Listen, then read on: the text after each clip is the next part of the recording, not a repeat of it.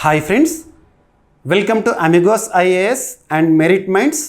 మొదటిసారి మన యూట్యూబ్ ఛానల్ని చూస్తున్న ప్రతి ఒక్క అభ్యర్థి ఇప్పుడే మన ఛానల్ని సబ్స్క్రైబ్ చేయండి. ఈ వీడియో కనుక నచ్చినట్లయితే లైక్ చేయండి. మీ ఫ్రెండ్స్ అందరికీ, పోటీ పరీక్షలకు ప్రిపేర్ అవుతున్న ప్రతి ఒక్క ఆస్పిరెంట్కి ఈ వీడియో లింక్ని షేర్ చేయండి. ఇక ఈరోజు మనం డిస్కస్ చేయబోయే టాపిక్ వచ్చేసి సుప్రీంకోర్టు. దేశంలోనే అత్యున్నత న్యాయస్థానమైన సుప్రీంకోర్టుకి ప్రధాన న్యాయమూర్తి జస్టిస్ బిఆర్ గవాయ్ గారు ప్రమాణ స్వీకారం చేయడం జరిగింది. మే 14, 2025 రోజున. ఈరోజు మనము అన్ని వార్తా ఛానల్స్లో కూడా చూస్తున్నాము. సుప్రీంకోర్టు ప్రధాన న్యాయమూర్తిగా జస్టిస్ బిఆర్ గవాయ్ గారి ప్రమాణ స్వీకారం ఎవరి సమక్షంలో? రాష్ట్రపతి గారి సమక్షంలో. సో ఈ టాపిక్ వార్తాపత్రికల్లో, టీవీ ఛానల్స్లో చూస్తున్న టాపిక్ని పోటీ పరీక్షల కోణంలో దేశంలోని అత్యున్నత చట్టమైన రాజ్యాంగంలోని ఆర్టికల్స్కి లింక్ చేస్తూ, మరియు భారతదేశంలో ఇప్పటి వరకు ప్రధాన న్యాయమూర్తి నియామకం విషయంలో సీనియారిటీ అనే నిబంధన ఎన్నిసార్లు ఉల్లంఘించబడింది, ఇలాంటి పోటీ పరీక్షల కోణంలో ఇంపార్టెంట్ పాయింట్స్ అన్నింటినీ కూడా ఒక్కొక్కటిగా డిస్కస్ చేద్దాము. సో సుప్రీంకోర్టుకి సంబంధించి ప్రధాన న్యాయమూర్తిగా బిఆర్ గవాయ్ గారు సంజీవ్ ఖన్నా గారి స్థానంలో రావడం జరిగింది. సో ఇక్కడ అబ్జర్వ్ చేస్తే నూతన సుప్రీంకోర్టు ప్రధాన న్యాయమూర్తిగా జస్టిస్ బిఆర్ గవాయ్ గారు. గుర్తుంచుకోండి, సుప్రీంకోర్టు ప్రధాన న్యాయమూర్తిగా, సుప్రీంకోర్టు చరిత్రలో 52వ ప్రధాన న్యాయమూర్తిగా జస్టిస్ బిఆర్ గవాయ్ గారు. ఈరోజు మనం చూసాము, మే 14, 2025 రోజున సుప్రీంకోర్టు, దేశంలోనే అత్యున్నత న్యాయస్థానమైన సుప్రీంకోర్టుకి ప్రధాన న్యాయమూర్తిగా ఎవరు ప్రమాణ స్వీకారం చేశారు? బిఆర్ గవాయ్ గారు. సో ఇక్కడ మనం వార్తాపత్రికల్లో చూసేది ఎలా ఉంటుంది అంటే ఇండికేటివ్గా ఉంటుంది, వార్త మాత్రమే ఉంటుంది. పోటీ పరీక్షల కోణంలో దానికి సంబంధించి మనం అడిషన్ అనేది ఇవ్వాలి. సబ్జెక్ట్కి రిలేట్ చేస్తూ కరెంట్ అఫైర్స్ని, సబ్జెక్ట్కి లింక్ చేస్తూ కరెంట్ అఫైర్స్ని నేర్చుకోవాలి. ఓకేనా? సో ఇక్కడ బేసిక్స్ చూద్దాము. దేశంలోనే అత్యున్నత న్యాయస్థానం సుప్రీంకోర్టు. అలాంటి సుప్రీంకోర్టుకి సంబంధించి దేశంలోనే అత్యున్నత చట్టమైన రాజ్యాంగం, supreme law of the land, Indian constitution. మరి కాన్స్టిట్యూషన్లో ఏ భాగంలో మనం నేర్చుకుంటామంటే 5వ భాగంలో నేర్చుకుంటాం. 5వ భాగంలో మనము కేంద్ర ప్రభుత్వం అనే టాపిక్ని చూస్తాం. యూనియన్ గవర్నమెంట్కి సంబంధించి చూస్తాము. ఏ ఆర్టికల్ నుండి ఏ ఆర్టికల్ వరకు చూస్తామంటే ఆర్టికల్ 52 నుండి 151 వరకు 5th పార్ట్ని చూస్తాము.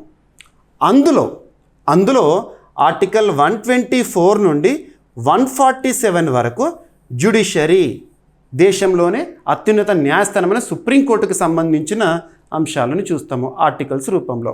ఇక్కడ 5th పార్ట్ యొక్క ప్రత్యేకత ఏంటంటే largest part in Indian constitution, దేశంలోనే అత్యున్నత చట్టమైన రాజ్యాంగంలో అతిపెద్ద భాగము 5వ భాగము. ఆ 5వ భాగంలో ఈ ఆర్టికల్స్ బ్రాకెట్ గుర్తుంచుకోవాలి. సుప్రీంకోర్టుకు సంబంధించి ఏ ఆర్టికల్స్లో చూస్తామంటే 124 నుండి 147 వరకు చూస్తాము. ఇక్కడ పోతే అబ్జర్వ్ చేస్తే ఆర్టికల్ 124లో భాగంగా సుప్రీంకోర్టు ఏర్పాటు, నిర్మాణం, ఇవన్నీ కూడా మనం చూస్తాము. అందులో sub articles. Article 124 clause 1 supreme court ఏర్పాటు, నిర్మాణం గురించి తెలుపుతుంది. అందులో ప్రధాన న్యాయమూర్తి ఒకరు ఉంటారు, మరియు ఇతర న్యాయమూర్తులు ఉంటారు. ఆర్టికల్ 124 క్లాజ్ 1 ఆధారంగా దేశంలోనే అత్యున్నత చట్టమైన రాజ్యాంగంలోని ఆర్టికల్ 124 క్లాజ్ 1 ఆధారంగా దేశంలోనే అత్యున్నత న్యాయస్థానమైన సుప్రీంకోర్టులో ఒక ప్రధాన న్యాయమూర్తి మరియు ఇతర న్యాయమూర్తులు ఉంటారు. ఈ ఇతర న్యాయమూర్తులు ఎంతమంది ఉంటారనేది ఎవరు డిసైడ్ చేస్తారంటే పార్లమెంటు డిసైడ్ చేస్తుంది. పార్లమెంటు, గుర్తుంచుకోండి, పార్లమెంటు దేశంలోనే అత్యున్నత చట్టసభ. పార్లమెంటు ఈ సంఖ్యను నిర్ణయిస్తుంది. మరి ప్రస్తుతం సుప్రీంకోర్టులో ఎంతమంది న్యాయమూర్తులు ఉన్నారు అంటే 1+33 ఉన్నారు. 1+33, 34 అని గుర్తుపెట్టుకోకండి. అలా గుర్తుపెట్టుకుంటే ఎగ్జామినేషన్ హాల్లో ప్రశ్నని చూడగానే ప్రస్తుతం దేశంలోనే అత్యున్నత న్యాయస్థానంలో సుప్రీంకోర్టులో ఉన్న న్యాయమూర్తుల సంఖ్య ఏది అంటే 33, 34, 35, 36 అలా ఇస్తారు ఇన్ఫరెన్సెస్, ఆప్షన్స్. అక్కడ మీకు ఒక కన్ఫ్యూజన్ వస్తుంది. 34 రైట్, కానీ 34 ఇంక్లూడింగ్ సీజన, ఎక్స్క్లూడింగ్ సీజన, ఈ డౌట్ వస్తుంది. కాబట్టి చదివేటప్పుడే క్లారిటీగా చదవాలి. సో 1+33 అని గుర్తుంచుకోండి. 1 అంటే ప్రధాన న్యాయమూర్తి, CJI, chief justice of India. Next ఇతర న్యాయమూర్తులు ప్రస్తుతం ఎంతమంది ఉన్నారు? 33 మంది ఉన్నారు. ఈ 1+33 కంపోజిషన్ అనేది ఎప్పటి నుండి అమల్లోకి వచ్చింది అంటే 2023 ఇయర్ నుండి అమల్లోకి వచ్చింది. ఈ సంఖ్యకు సంబంధించిన సవరణ ఏ సంవత్సరంలో జరిగిందంటే 2019లో జరిగింది. గుర్తుపెట్టుకోండి. ఎనఫ్. ఓకేనా? సో 1+33. ఇప్పుడు ఈ వర్ణ సీజే కదా, గవాయి గారు ఈరోజు ఉదయం ప్రమాణ స్వీకారం తీసుకోవడం జరిగింది. ఎనఫ్. అండ్ ఇక్కడ అబ్జర్వ్ చేస్తే ఆర్టికల్ 124 క్లాజ్ 2 ఏం తెలుపుతుంది అంటే సుప్రీంకోర్టులో, దేశంలోనే అత్యున్నత న్యాయస్థానమైన సుప్రీంకోర్టులో ప్రధాన న్యాయమూర్తిని మరియు ఇతర న్యాయమూర్తులను రాష్ట్రపతి నియమిస్తారు. గుర్తుంచుకోండి. సంఖ్యను నిర్ణయించేదేమో పార్లమెంటు. ఆ సంఖ్యలో ఉండే న్యాయమూర్తులు ఉంటారు కదా, ఎవరు ఉండాలి న్యాయమూర్తులు అనేది మాత్రం రాష్ట్రపతికి రాజ్యాంగం కల్పించిన అధికారాల్లో ఒకటి. మరి రాష్ట్రపతి ప్రధాన న్యాయమూర్తి ఇతర న్యాయమూర్తులను నియమించే సమయంలో సిఫార్సులను తీసుకుంటారు. ఓకేనా? ఇక్కడ కొలిజియం అనే ఒక పదాన్ని మీరు వింటూనే ఉంటారు. కొలిజియం అంటే ఏంటంటే సింపుల్గా చెప్పాలంటే న్యాయమూర్తులే నియమించుకునే ఒక ప్రక్రియగా చెప్పొచ్చు. కొలిజియం అనే వ్యవస్థ దేశంలోని అత్యున్నత చట్టమైన రాజ్యాంగంలో ఎక్కడ కూడా లేదు. That means it is not constitutional. రాజ్యాంగబద్ధం కాదు collegium. At the same time చట్టబద్ధం కూడా కాదు, స్టాచ్యుటరీ కాదు. There is no statute. అంటే ఏ ఒక్క చట్టం కూడా కొలిజియంకి సంబంధించి లేదు. మరి ఎలా డెవలప్ అయిందంటే 1993లో కొలిజియం వ్యవస్థ అనేది డెవలప్ అయింది. అంతకుముందు వచ్చిన సుప్రీంకోర్టు తీర్పుల ఆధారంగా first judge case, second judges case ఇలా ఉంటాయి కదా, ఆ కేసుల ఆధారంగా కొలిజియం సిస్టమ్ అనేది డెవలప్ కావడం జరిగింది. గుర్తుపెట్టుకోండి. ఎగ్జామినేషన్లో అడగవచ్చు. కొలిజియం సుప్రీంకోర్టుకు సంబంధించిన కొలిజియం అంటే including CJI 5 judges. Enough. So 124 clause 2 ఆధారంగా సుప్రీంకోర్టులో ప్రధాన న్యాయమూర్తిని ఇతర న్యాయమూర్తులను నియమించే అధికారము రాష్ట్రపతికి ఉంటుంది. అది గుర్తుంచుకోండి. అది కాన్స్టిట్యూషనల్. ఓకేనా? మరి హైకోర్టుల విషయానికి వస్తే దేశంలో ఒక్కొక్క రాష్ట్రంలో ఒక్కొక్క అత్యున్నత న్యాయస్థానం హైకోర్టుగా ఉంది కదా. మరి హైకోర్టులో ఎంతమంది అయితే న్యాయమూర్తులు ఉంటారో, ప్రధాన న్యాయమూర్తితో కలిసి ఎంతమంది అయితే ఉంటారో అనే సంఖ్యను ఎవరు నిర్ణయిస్తారంటే ప్రెసిడెంట్ డిసైడ్ చేస్తారు. మరి ఎవరు నియమిస్తారంటే ప్రెసిడెంటే నియమిస్తారు. గుర్తుంచుకోండి. ఇక్కడ చిన్న కన్ఫ్యూజన్. అక్కడ మనం ఆర్టికల్ 217 దగ్గర చూస్తాము పార్ట్ 6లో. ప్రస్తుతానికి అది అప్రస్తుతం. ఓకేనా? హైకోర్టు గురించి కాదు కదా మనం డిస్కస్ చేసేది, సుప్రీంకోర్టు గురించి. ఓకేనా? సో ఇది గుర్తుపెట్టుకోండి. అండ్ నెక్స్ట్ ఆర్టికల్ 124 క్లాజ్ 3 సుప్రీంకోర్టులో న్యాయమూర్తులకు సంబంధించిన అర్హతల గురించి తెలుపుతుంది. అర్హతలు. ఓకేనా?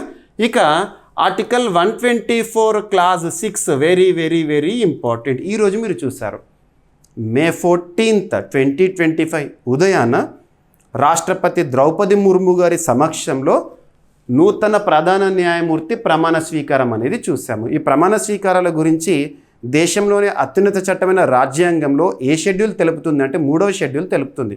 లింక్ చేసుకోవాలి. ఓకేనా? సో ప్రమాణ స్వీకారం జరిగింది కదా. ఈరోజు గవాయి గారు ప్రమాణ స్వీకారం చేశారు. ఎన్నవ ప్రధాన న్యాయమూర్తిగా ప్రమాణ స్వీకారం చేశారు? 52వ ప్రధాన న్యాయమూర్తి సుప్రీంకోర్టుకి ప్రమాణ స్వీకారం చేయడం జరిగింది. ఎవరి సమక్షంలో జరుగుతుంది? రాష్ట్రపతి సమక్షంలో జరిగింది. ద్రౌపది ముర్ము గారి సమక్షంలో జరిగింది. గుర్తుంచుకోండి. Oath article 124 clause 6. మరి న్యాయమూర్తులను, సుప్రీంకోర్టుకు సంబంధించి న్యాయమూర్తులను తొలగించాలంటే ఆర్టికల్ 124 క్లాజ్ 4, 124 క్లాజ్ 5 కీలకం. అది మనకిప్పుడు అవసరం లేదు. గుర్తుపెట్టుకోండి. ఎనఫ్. ఓకేనా? సో ఇది మనకు సుప్రీంకోర్టుకు సంబంధించి. అండ్ ఇంకొకటి, మరి ప్రధాన న్యాయమూర్తికి కావాల్సిన అర్హత అంటే ఏంటంటే సుప్రీంకోర్టులో సీనియర్ మోస్ట్ జడ్జి ఎవరైతే ఉంటారో తనని ప్రధాన న్యాయమూర్తిగా నియమించడం అనేది మనం చూస్తూ ఉంటాము. కాన్స్టిట్యూషనల్గా చూస్తాము. మరి ఈ నిబంధన ఇప్పటివరకు ఎప్పుడైనా తప్పిందా? ప్రధాన న్యాయమూర్తిగా నియమించే సమయంలో సీనియారిటీ ఏదైతే ఉంటుందో సీనియారిటీ అనే ఒక నిబంధన ఉల్లంఘన జరిగిందా ఇప్పటి వరకు ఎప్పుడైనా అంటే 2 సార్లు జరిగింది. ఒకటి 1973లో, సెకండ్ 1977లో. సీనియర్ మోస్ట్ జడ్జెస్ ఎవరైతే ఉంటారో వాళ్ళను కాదని, వాళ్ళకంటే జూనియర్ ఎవరైతే ఉంటారో వాళ్ళని ప్రధాన న్యాయమూర్తిగా నియమించడం జరిగింది. ఇందిరాగాంధీ గారు ప్రధానిగా ఉన్నప్పుడు. ఇక్కడ అబ్జర్వ్ చేస్తే ఆ 2 సందర్భాలు ఏంటంటే, ఒకటి Kesavananda Bharati versus state of Kerala 1973 case. Important, very very important. ఇప్పటివరకు భారతదేశ చరిత్రలోనే అతిపెద్ద రాజ్యాంగ ధర్మాసనం ఈ కేసులోనే పనిచేసింది. సో ఇక్కడ ఈ కేసులో తీర్పునిచ్చిన న్యాయమూర్తుల పేర్లను గుర్తుంచుకోండి. న్యాయమూర్తుల పేర్లు: James Shelat, KS Hegde, AN Grover. వీరిచ్చిన తీర్పు ఏదైతే ఉంటుందో ఆ తీర్పు వాస్తవానికి ప్రభుత్వానికి వ్యతిరేకంగా ఉంది. ఇక్కడ కేశవానంద భారతి కేసు అంటేనే కేంద్ర ప్రభుత్వానికి వ్యతిరేకంగా వచ్చిన తీర్పు మనం చూస్తూ ఉంటాము. బేసిక్ స్ట్రక్చర్ అనే థియరీ డెవలప్ అయింది ఈ కేసులోనే. అప్పుడు ఆ కేసు ఏదైతే ఉంటుందో అందులో రాజ్యాంగ ధర్మాసనం పనిచేసింది కదా, 13 మంది న్యాయమూర్తుల రాజ్యాంగ ధర్మాసనం. అందులో కీలక పాత్ర పోషించిన, తీర్పు వెలువడించిన కీలక పాత్ర పోషించిన న్యాయమూర్తులు ఎవరైతే ఉంటారో సుప్రీంకోర్టు న్యాయమూర్తులు, వీళ్ళు సీనియర్స్. వీళ్ళను కాదని 4th పొజిషన్లో ఉన్న ఏఎన్ రేని అప్పుడు ప్రధాన న్యాయమూర్తిగా నియమించారు ఈ కేసు తర్వాత. కారణం తీర్పు. నెక్స్ట్ వచ్చేసి రెండవ సందర్భం, సీనియారిటీ అనే నిబంధన ఎప్పుడు ఉల్లంఘించబడింది అంటే, ఒక కేసు గుర్తుంచుకోండి, additional magistrate Jabalpur versus Shivkant Shukla 1977 case. ఏదైనా ఒక కేసు గురించి నేర్చుకుంటున్నప్పుడు కన్సర్న్ ఇయర్ గుర్తుంచుకోండి, ఆ కేసు ఎవరికి వ్యతిరేకంగా పడిందో గుర్తుంచుకోండి. ఇందులో కూడా ప్రభుత్వానికి వ్యతిరేకంగా తీర్పు ఇచ్చినందుకు ఒక న్యాయమూర్తి సీనియర్ అయినా కూడా తనని కాదని తన వెనుక 2nd పొజిషన్లో ఉన్న వ్యక్తిని ప్రధాన న్యాయమూర్తిగా నియమించడం జరిగింది. అప్పుడు 1977లో వివాదమైంది. ఎవరు ప్రధాన న్యాయమూర్తిగా వచ్చారంటే ఎంయు బేగ్. ఎవరిని కాదని ఇతనికంటే ఇతను సీనియారిటీ కాదని జూనియర్ని నియమించారు. ఇక సుప్రీంకోర్టుకి సంబంధించి న్యాయమూర్తులు, ప్రధాన న్యాయమూర్తికి సంబంధించి శాలరీస్ అండ్ అలవెన్సెస్ ఉంటాయి కదా. సో సుప్రీంకోర్టు ప్రధాన న్యాయమూర్తి పదవి ఈరోజు వార్తల్లోకి వచ్చింది కాబట్టి ప్రధాన న్యాయమూర్తికి శాలరీ ఎంత ఉంటుంది అంటే 2,80,000 రూపీస్ ప్రస్తుతం. ఓకేనా, గుర్తుపెట్టుకోండి. సో ఇక్కడ మరి ఎవరి స్థానంలో రావడం జరిగింది అంటారు. ఇక్కడ అబ్జర్వ్ చేస్తే ఈరోజు నూతన ప్రధాన న్యాయమూర్తిగా బిఆర్ గవాయ్ గారు రావడం జరిగింది కదా.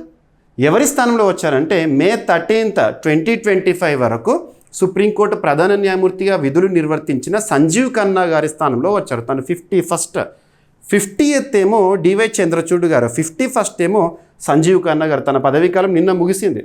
తన స్థానంలో 52nd ప్రధాన న్యాయమూర్తిగా గవాయ్ గారు వచ్చారు. ఇక్కడ తన యొక్క ప్రత్యేకత, గవాయ్ గారి యొక్క ప్రత్యేకత ఏంటంటే సుప్రీంకోర్టు చరిత్రలో 2వ దళిత ప్రధాన న్యాయమూర్తి, షెడ్యూల్డ్ క్యాస్ట్కి చెందిన వ్యక్తి. మనము గతంలో కేజీ బాలకృష్ణన్ గారిని చూసాము. మొట్టమొదటి దళిత ప్రధాన న్యాయమూర్తి సుప్రీంకోర్టులో అంటే కేజీ బాలకృష్ణన్ గారు. ఇప్పుడు 2nd పర్సన్ ఇతను. ఓకేనా, ఎస్సీ వర్గానికి సంబంధించిన వారు.